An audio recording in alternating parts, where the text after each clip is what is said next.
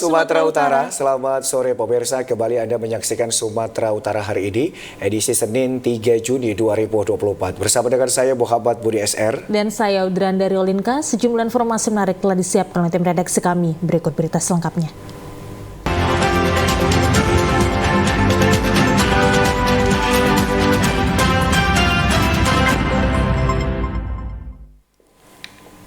Pemirsa, informasi sore ini diawali dari 3 orang pekerja laundry terpaksa dilarikan ke rumah sakit akibat ledakan sebuah mesin uap laundry di Jalan Perjuangan Medan. Korban mengalami luka-luka di bagian kaki akibat serpihan ledakan yang bersumber dari tabung gas. 3 orang wanita pekerja laundry, masing-masing Vita Kristina Waruwu, Mita Sakita Parbun, dan Hastuti Rosalina Ringgo-Ringgo terlihat menjalani perawatan medis. Kaki para pekerja laundry ini diperban dan penuh luka. Kondisi ruko di 2 lantai yang digunakan untuk usaha laundry tersebut mengalami kerusakan, barang-barang laundry terlihat berserakan dan rusak. Bahkan ledakan yang diduga berasal dari tabung gas tersebut membuat asbes ruko roboh hingga lantai ruko bolong. Polisi yang mendapat laporan terkait ledakan itu langsung melakukan olah tempat kejadian perkara dan memasang garis polisi di TKP. Petugas membawa barang bukti yang diduga menjadi penyebab ledakan, diantaranya tabung gas mesin uap laundry. Kanit Reskrim Polsek Sunggal AKP Suyanto mengatakan pihaknya mendapat laporan dari kepala lingkungan adanya terjadi ledakan di sebuah tempat usaha laundry. Dugaan sementara ledakan berasal dari tabung mesin uap laundry.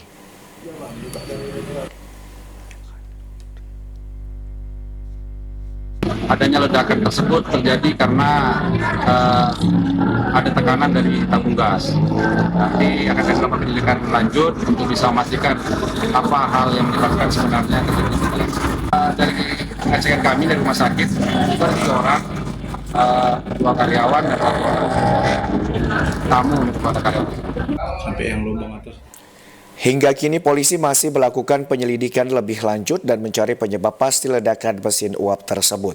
Sementara ketiga korban masih menjalani perawatan di rumah sakit. Kolam penampungan limbah perusahaan PT Sorek Merapi Geothermal Power meluap dan merusak puluhan hektar lahan perkebunan dan persawahan warga di sejumlah desa di Kecamatan Penyambungan Selatan, Mandailing, Natal. Inilah banjir lumpur luapan dari kolam penampungan air milik perusahaan pembangkit listrik yang direkam warga Desa Utaraja, Kabupaten Mandailing, Natal. Dari rekaman tersebut terlihat air yang melimpah ke lahan pertanian warga berwarna putih kapur yang bercampur dengan lumpur. Akibatnya puluhan hektar lahan persawahan dan perkebunan warga di sejumlah desa di Kecamatan Penyambungan Selatan mengalami kerusakan parah. Kini para petani di desa itu mengaku pasrah dan meminta pemerintah setempat segera mencari solusi untuk mengatasi masalah banjir lumpur ini. Peristiwa banjir ini sudah kesekian kalinya terjadi sejak 6 bulan terakhir dan mengakibatkan mata pencarian warga desa jadi terganggu. Air menyebabkan kerusakan lahan pohon karet saya. Persawahan juga ada, terus kebun pinang, mulai dari Pak? Pokoknya banyak yang terdampak sampai ke Purbajulus, area sawah. Aku belum dapat memastikan apakah banjir lumpur tersebut mengandung kimia berbahaya atau tidak. Pemirsa, 5 orang pengungsi Rohingya di Kabupaten Langkat kemarin siang melarikan diri dari lokasi pengungsian. Belum diketahui penyebab dari larinya 5 orang pengungsi tersebut, namun diduga para pengungsi bosan berada di karantina pengungsian.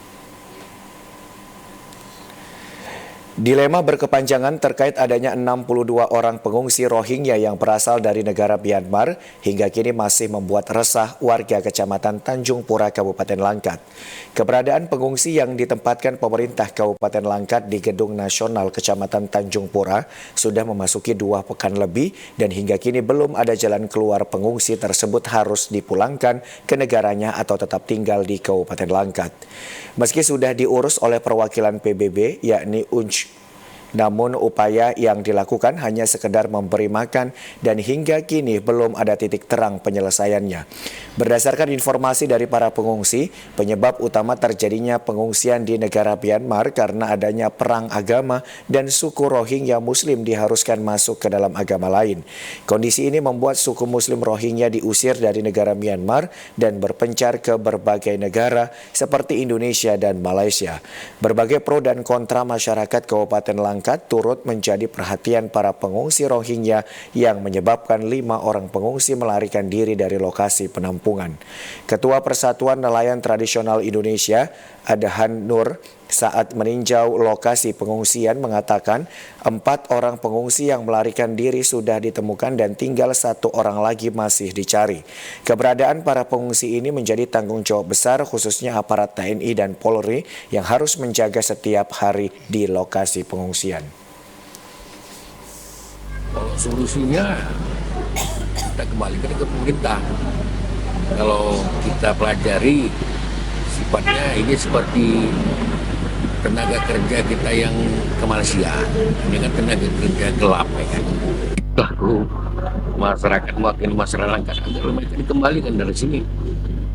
Kan mereka meresahkan, artinya banyak petugas sini yang menjaga, ya, timbul kebosanan, ya kan. Pasar tradisional yang berada di Kecamatan Brandan kondisinya sangat memprihatinkan. Meski sudah dibangun los atau kedai, namun para pedagang tidak mau berjualan di tempat yang sudah disediakan dan malah memilih berdagang di tepi jalan. Beginilah kondisi pasar tradisional Kecamatan Brandan yang menumpuk di sepanjang Jalan Sudirman, Jalan Wahidin, dan Babalan yang sudah dipenuhi oleh para pedagang yang menjajakan barang dagangannya. Meski sudah disediakan pemerintah, los atau kedai, namun para pedagang tetap tidak mau pindah dan malah memilih berdagang di pinggir jalan lintas Kecamatan Brandan.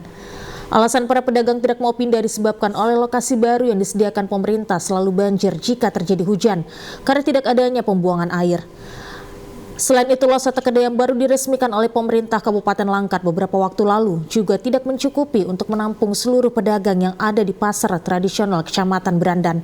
Akibatnya para pedagang lebih memilih untuk berjualan di pinggir jalan dan bangunan yang baru selesai dikerjakan pemerintah terkesan sia-sia dan tidak berguna. Salah seorang pedagang, Rina, mengatakan para pedagang yang berada di los atau kedai tentu saja kalah saing dengan ada di tepi jalan, sehingga penumpukan dan kemacetan jalan yang ada di Kecamatan Brandan tidak kunjung ada solusi. Mau dimasukkan pun, kalau kita mau masuk, sementara di luar belum ada pembersihan, gimana? Ya orang otomatis maunya beli di pasar, benar kan?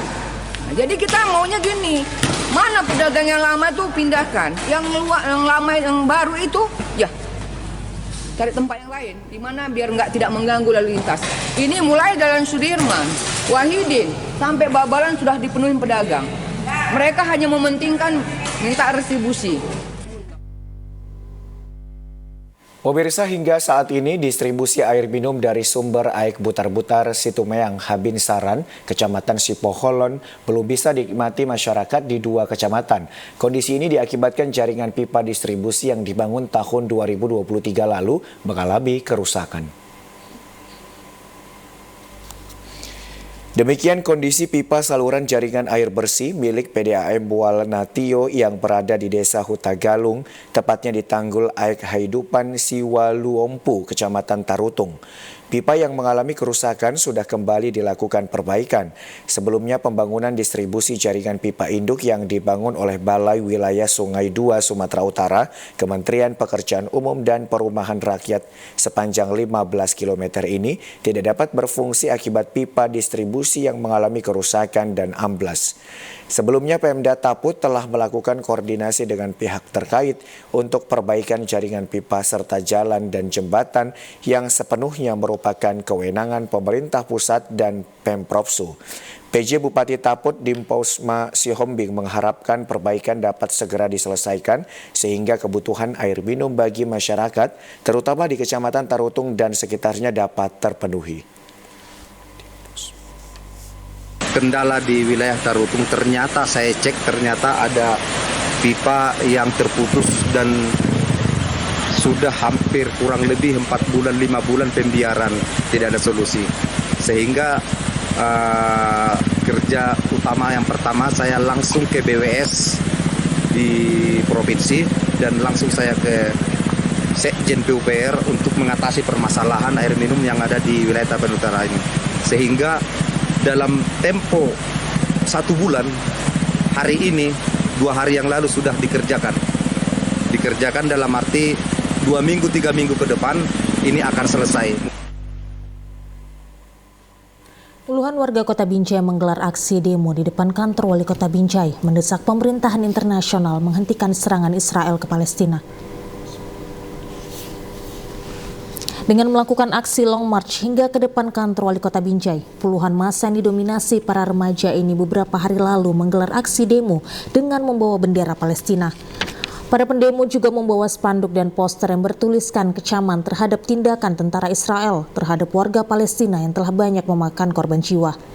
Bukan hanya itu, para pendemo juga mengajak warga dunia untuk memboikot semua produk-produk Israel, termasuk produk dari negara-negara yang mendukung tindakan Israel tersebut.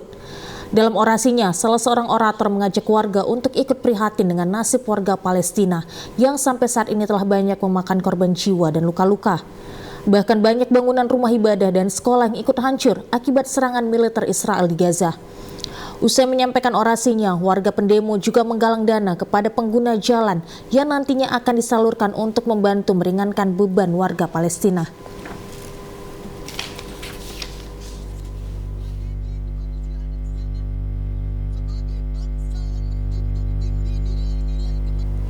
Ya pemirsa, informasi lainnya akan kami hadirkan sesaat lagi. Tetaplah bersama kami di Sumatera Utara hari ini.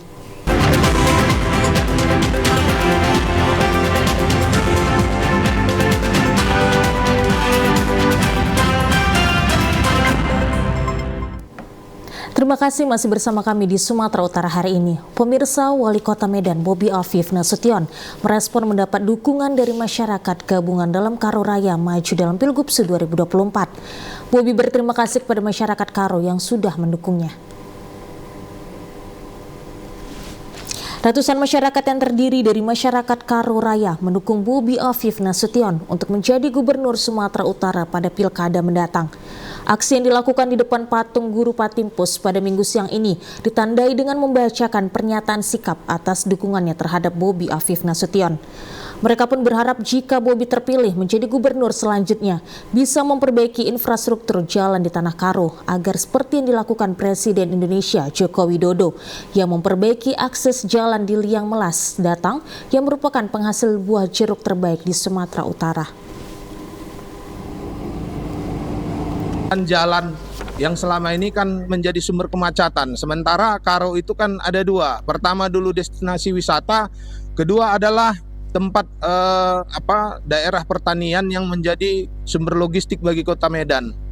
Nah, jadi kalau jalan itu nanti sudah dibenahi, mungkin akan memperlancar dan proses pengiriman logistik atau sayur-sayuran dari gunung atau masyarakat berwisata ke Tanah Karo juga mungkin tidak macet lagi.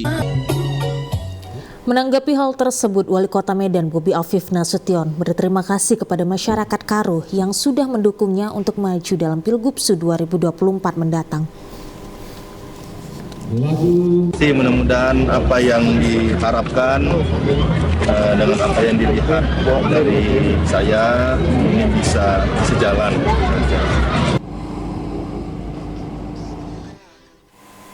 Pemirsa, Badan Pengawas Pemilu Daerah Kabupaten Labuhan Batu Utara fasilitasi pelantikan anggota Panitia Pengawas Pemilu Kelurahan Desa oleh Panwascam kemarin di Aula Hotel Sangrila, Ledong Barat secara bergantian.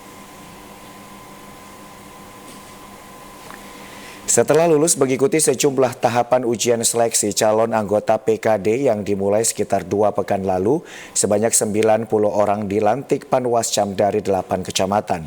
Seluruh peserta yang dilantik tersebut ditempatkan di 90 desa selabura sebagai anggota PKD Pilkada Serentak tahun 2024 mendatang. Ketua Bawaslu Labura, Maruli Sitorus menjelaskan 40% diantaranya merupakan anggota PKD baru dan 60% merupakan anggota lama. Diharapkan seluruh anggota PKD yang baru dilantik agar dapat menjalankan tupoksinya secara cepat dan bersinergis dengan anggota PPS. Dalam waktu dekat merupakan tahapan yang penting pada saat proses penentuan DPT Labura sudah lengkap. Diupayakan tidak ditemukan lagi warga Labura tidak masuk dalam DPT Pilkada serentak tahun 2024 mendatang. Fasilitasi ya teman-teman kecamatan dalam melakukan pelantikan anggota PKD untuk pemilihan gubernur dan wakil gubernur, bupati dan wakil bupati untuk PKD seluruh Kabupaten Labuhan Batu Utara. Yang dilantik tadi itu ada sekitar 60% adalah wajah yang lama, ada sekitar 40% itu adalah wajah-wajah yang baru yang terpilih pada seleksi yang kemarin. Pasca pelantikan, seluruh anggota PKD mendapat pembekalan dari Komisioner Bawaslu Daerah Labura dan pemateri lainnya. Kamar Dagang dan Industri Kadin Sumatera Utara senantiasa mendukung pelaku UMKM yang ada sehingga mampu meningkatkan pertumbuhan ekonomi sekaligus kesejahteraan masyarakat. Salah satu bentuk dukungan Kadin Sumatera Utara itu keberadaan warung Pak Haji yang dikelola Haji Muhammad Yunus yang ditandai dengan peluncuran produk kopi berkhasiat. Warung yang spesial menyajikan menu burung goreng ini diresmikan Ketua Umum Kadin Sumatera Utara Hairul Mahali merupakan bentuk kepedulian terhadap para pelaku UMKM. Pembukaan warung Pak Haji dihadiri sejumlah tokoh masyarakat, para santri, kerabat dan juga pengusaha dari Malaysia, Datuk Abdul Khair yang merupakan mitra bisnis dari Haji Muhammad Yunus. Ketua Kadin Sumatera Utara Hairul Mahali menyebut pihaknya akan terus melakukan terobosan baru terkait produk-produk UMKM di Sumatera Utara agar bisa menembus pasar ASEAN. Diharapkan pemerintah Sumatera Utara khususnya Pemkab Deli Serdang dan Kota Medan saling bersinergi untuk kemajuan dan kesejahteraan masyarakat. Kami sebagai putra daerah ini memberikan tentu kemaslahatan, pemanfaatan, kegunaan untuk masyarakat yang ada di Hamparan Perak ini. Kadin Sumatera Utara berbahagia dengan Pak Haji Muhammad Yunus ini sebagai perwakilan Kadin Sumatera Utara Gabungan Perusahaan Ekspor Indonesia di Malaysia yang kita mencoba menggerakkan produk-produk UMKM Sumatera Utara menerobos pasar ASEAN. Di sini ada khasnya, nanti ada burung goreng ya dan makanan-makanan khas Citra Nusantara dan juga kolaborasi antara kuliner Malaysia dan kuliner Indonesia, Malindo, Malaysia Indonesia. Pengelola rumah makan Haji Muhammad Yunus mengajak masyarakat meramaikan kedai makan Hamparan Perak. Haji Yunus juga menyediakan styling khusus makan sepuasnya, di mana pembeli cukup membayar Rp15.000 saja. Dalam menjalankan usahanya, Haji Yunus melibatkan para santri. Selain belajar mengaji, para santri juga mempelajari tentang pertanian, peternakan, perikanan, dan hasilnya diolah untuk disajikan pada kuliner Pak Haji Yunus yang mensuplai makanan tersebut ke warung Pak Haji sehingga mereka nantinya dipersiapkan menjadi para wirausaha. Saya asal-usulnya dari Hamparan Perak merantau ke Malaysia sejak tahun 73. Setelah sekian lama saya merantau, alhamdulillah mendapat rezeki di Malaysia, akan rezeki itu akan saya bina balik ke kampung kita. Jadi gunanya itu untuk mendidik anak yatim, hafiz Quran dan selain lainnya. Bagaimana kita untuk merangkul semua pengawas yang ada di sini supaya bisa makan di tempat kita dengan kadar harga yang termurah. Sebelumnya, Pak Haji Yunus telah membuka 4 rumah makan di Malaysia dan rencananya juga akan membuka rumah makan ke-6 di Kompleks Asia Megamas Sukaramai Medan.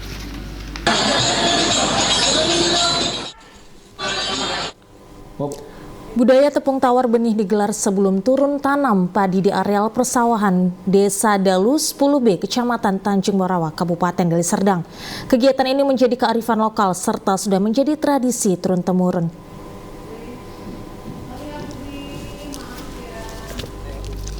Salah satu budaya lokal yang ada di Desa Dalu 10B adalah kenduri sebelum turun benih padi. Sejumlah petani menggelar acara kenduri yang turut dihadiri Camat Tanjung Morawa, Kepala Desa Dalu 10B, Babinsa, dan Babin Kaptipmas. Camat Tanjung Morawa Ibnu Hajar menyampaikan salah satu kearifan lokal seperti kenduri turun benih ini harus dilestarikan dan dipertahankan. Karena kalau tidak dipertahankan, generasi penerus kita tidak akan mengerti dan paham apa itu kenduri tabur benih. Sementara tokoh masyarakat dan juga Ketua Kelompok Tani Mawar II, Yono Winoto mengatakan, ratusan areal persawahan yang ada di Desa Dalu 10B ini tidak memiliki irigasi pengairan, hanya mengharapkan hujan dan sumur bor. Acara tradisi kebiasaan menurun sawah mesti acara syukuran. Acara syukuran itu minta doa restu dari Allah SWT. Yang utama tujuannya untuk menentukan suatu jadwal pelaksanaan untuk turun benih. Itu memang juga sebagai adat Jawa kita untuk yang tujuannya kepada Allah SWT juga memohon keridoannya. Salah seorang petani yang juga tokoh agama, Buya Mate, mengatakan rata-rata para petani di Desa Dalu 10B ini keturunan suku Jawa dan kegiatan ini bukan syariat, namun hanya suatu kebiasaan atau tradisi. Para petani bermohon kepada Allah Subhanahu wa Ta'ala, Tuhan Yang Maha Esa, untuk diberi kelancaran dalam melakukan tabur benih yang dimulai dari proses penanaman hingga panen akan berlimpah ruah. Mau turun benih, biasanya itu asal mau pola tanam, masyarakat ataupun petani di Dalu 10B ini, ya khususnya suku Jawa mengadakan acara adat seperti tadi, yaitu acara ada ingkung, ada bubur merah, bubur putih, ada buah. Jadi maknanya itu ataupun filosofisnya itu ya kita mau doa lah, kiranya nanti hasil panennya ataupun dalam penanam padi nanti jauhan dari hama. Setelah melakukan doa, para petani bersama-sama menyantap seluruh hidangan yang sudah disiapkan. Para petani sudah mulai melakukan tabur benih pada awal bulan Juni ini. Pemirsa, penguatan kapasitas gerakan pramuka di Kota Gunung Sitoli terus dimaksimalkan. Sebuah pihak, untuk itu Satuan Pendidikan, diminta untuk memberikan dukungan yang maksimal. Kuartir Cabang Gerakan Pramuka Kota Gunung Sitoli mendesak pihak Dinas Pendidikan setempat serta pengurus ranting agar proaktif melakukan kursus mahir dasar dan kursus mahir lanjutan kepada seluruh anggota pramuka. Berbagai kebolehan telah ditampilkan anggota pramuka selama ini melalui sejumlah kegiatan seperti perkemahan dan program kemandirian, termasuk melahirkan insan handal pelatih dan pembina dalam gerakan pramuka. Masih perlu dilakukan seleksinya lewat kursus mahir dasar dan kursus mahir lanjutan. Ketua Kuarcap Gerakan Pramuka Kota Gunung Sitoli, Sowa Lauli, mengatakan pihaknya tegas dan terus objektif dalam melahirkan kader pramuka, terutama untuk level sertifikasi pembina dan pelatih. Menjadi pembina pramuka itu harus mengikuti kursus mahir dasar. Setelah itu baru kursus mahir lanjutan. Baru nanti menuju ke tingkatannya sampai ke pelatih. Nah, ini kenapa bisa kita lakukan seperti itu? Memang aturannya begitu. Jadi kita berharap bahwa kita persiapkan pembina ini untuk membina anak-anak pramuka di setiap sekolah, karena kita berharap bahwa ini benar-benar dilaksanakan dengan baik. Karena menjadi pembina pramuka itu tidak gampang bahwa kita tunjuk orang langsung jadi pembina, tidak, tapi ada proses. Bagi sekolah-sekolah mulai tingkat satuan pendidikan dasar dan menengah dihimbau memaksimalkan kegiatan ekstrakurikuler khusus kepramukaan. Hal itu telah merupakan arahan pihak Kementerian Pendidikan dan Kebudayaan guna mendukung program Merdeka Belajar saat ini. Polsek Firdaus serta Satuan Personil Polres Sergai melaksanakan kegiatan rutin yang ditingkatkan dengan menyisir tempat hiburan yang tidak memiliki izin keramaian serta razia geng motor di Jalin Sumseh Rampah. Kegiatan razia ini terpaksa dibubarkan personil karena sudah mengganggu di jam tertentu, serta kegiatan ini tidak memiliki izin keramaian.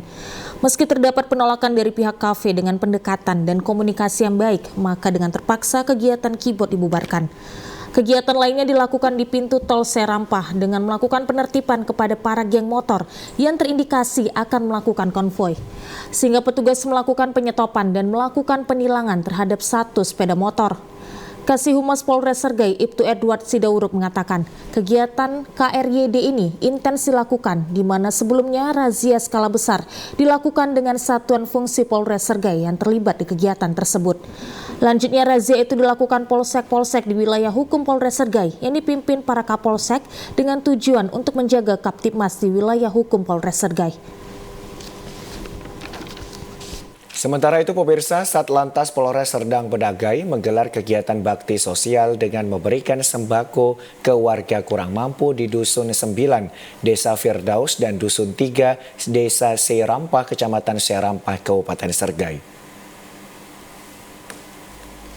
Bakti sosial ini dilakukan personil Satlantas yang dipimpin Kanit Kamsel, Satlantas Aibtu Hendra, didampingi 2 personil lainnya dengan sasaran bantuan kepada warga kurang mampu di Kecamatan Serampah.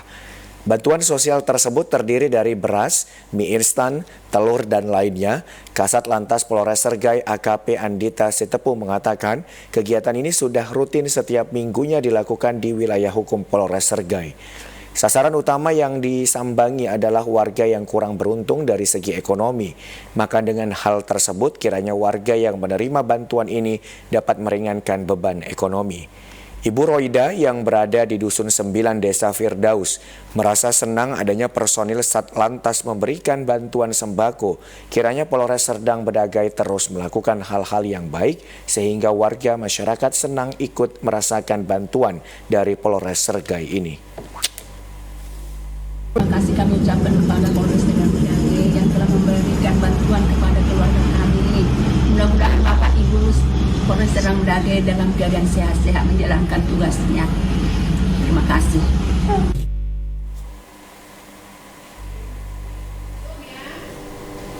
Ya, pemirsa, informasi lainnya akan kami hadirkan sesaat lagi dan kita akan ikuti informasi haji. لبيك اللهم لبيك لبيك لا شريك لك لبيك إن الحمد والنعمة لك والملك لا شريك لك.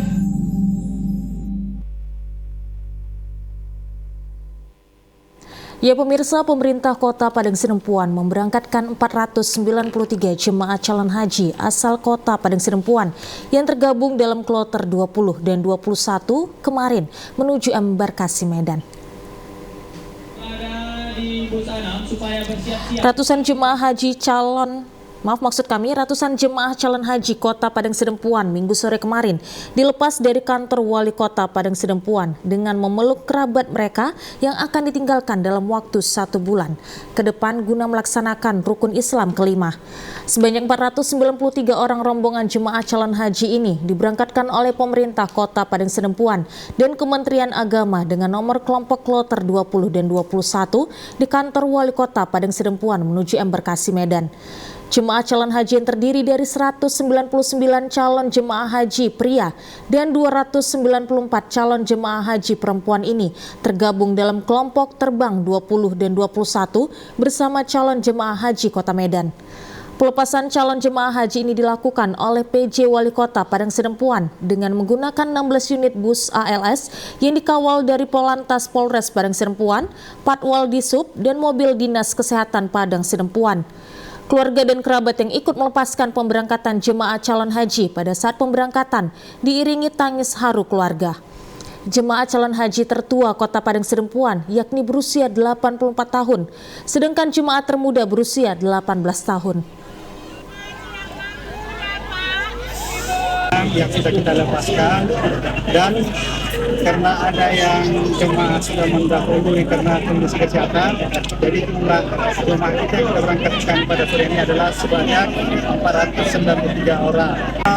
Jemaah Kota Padang sini pun terbagi 2 kloter, di mana kloter pertama itu 340 untuk kita, maka nanti kloter satu itu bergabung dengan jemaah Bajikan Kota Medan. Rencananya jemaah calon haji Kota Padang Sidempuan ini akan diberangkatkan ke Jeddah, Arab Saudi dari Bandara Internasional Kuala Namu, Deli Serdang pada hari ini, 3 Juni 2024. Dapur Umum Asrama Haji Embarkasi Medan menjadi penanggung jawab pasokan nutrisi para calon jemaah haji. Tiap harinya petugas dari tim kesehatan memeriksa makanan untuk mencegah gangguan kesehatan para calon jemaah haji. Berbagai kegiatan tampak tak pernah henti di ruangan ini. Para petugas yang didominasi para perempuan ini telah siap dengan perlengkapan masing-masing. Ruangan ini menjadi dapur yang melayani para calon jemaah haji yang akan segera berangkat ke Tanah Suci. Setiap harinya para petugas akan menyiapkan makanan untuk 360 orang calon jemaah haji. Setiap calon jemaah haji akan mendapat makanan 3 kali, yang berarti setiap hari dapur Asrama Haji Embarkasi Medan ini akan menyiapkan makanan 1080 porsi. Semua menu makanan selalu diawasi oleh petugas kesehatan, baik dari segi kebersihan hingga cita rasa makanan. Untuk menu makanan yang disajikan telah ditentukan oleh petugas haji. Kali ini menunya adalah rendang, ayam goreng, dan ikan panggang. Koordinator dapur Megawati mengatakan calon jemaah haji juga mendapatkan makanan ringan 2 kali sebelum berangkat. Timnya juga menyiapkan makanan khusus bagi lansia seperti bubur. Dan soal rasa memang tidak bisa didebat. Banyak para calon jemaah haji yang kadang mengeluh rasa dari makanan yang tidak sesuai dengan seleranya. Mereka mengeluhkan makanan yang rasanya manis, tidak pedas, dan seperti kekurangan garam. Namun setelah diterangkan, para calon jemaah haji baru mengerti. Semuanya ada. Kalau masalah itu standarnya orang Departemen Kesehatan yang menyiapkan. Oh, berarti menu-menunya udah pada ada ya? Ya, kami tinggal mengolah lah di catering. Nah, perharinya berapa porsi sih Bu yang harus orang ibu siapkan? Untuk porsi, untuk jemaah haji yang kami layani 360 orang calon jemaah haji. Kementerian Agama Sumatera Utara akan memberangkatkan sebanyak 8.624 orang dengan jumlah embarkasi Medan 25 kloter. Pemirsa, kami akan segera kembali dengan sejumlah informasi lainnya. Tetaplah bersama kami di Sumatera Utara hari ini.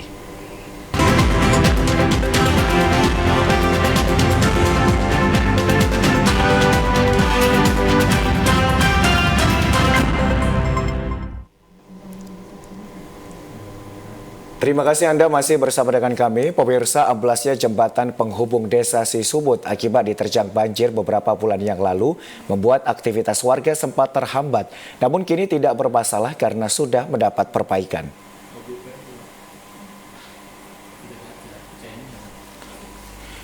Inilah jembatan satu-satunya untuk penghubung Dusun Sijambu dengan desa bahkan kabupaten yang sudah mendapat bantuan perbaikan dari Badan Penanggulangan Bencana Daerah Labuhan Batu Selatan.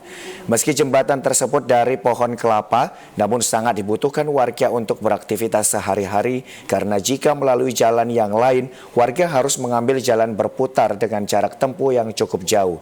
Salah satu warga Dusun Sijambu Sandi, Ira Wen, menyampaikan bahwa warga cukup terbantu, namun jika dilihat jembatan ini dibangun tidak permanen sehingga tidak tahan lama, jadi harapannya ke depannya pemerintah dapat membangun permanen untuk bisa bertahan lama.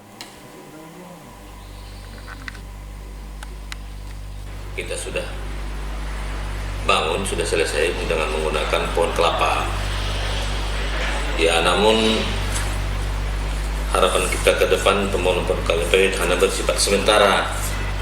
Kedepannya sudah kami sampaikan kepada pihak VU supaya secepatnya kira dapat dibangun permanen. Kaban BPBD Ismail Suwito menambahkan, Karena jembatan yang dibangun sekarang bersifat sementara, maka pembangunan jembatan penghubung Dusun Sijambu sudah disampaikan ke Dinas Pekerjaan Umum agar kiranya segera dapat dibangun secara permanen.